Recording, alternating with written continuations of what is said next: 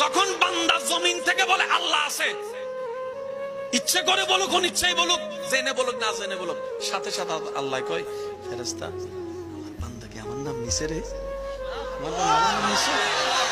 আল্লাহ শুনলাম তো। কয় কেন আমার নাম কেন নিছে?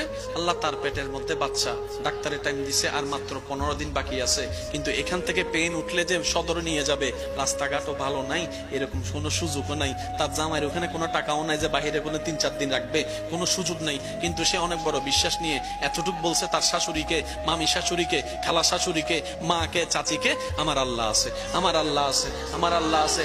যে আল্লাহ পাক বলে আমার বান্দা যেহেতু আমার নাম নিয়েছে, সুবহানাল্লাহ বলে না, আমার বান্দা বুঝে নেক আর না বুঝে নেক, আমার নাম নিয়েছে।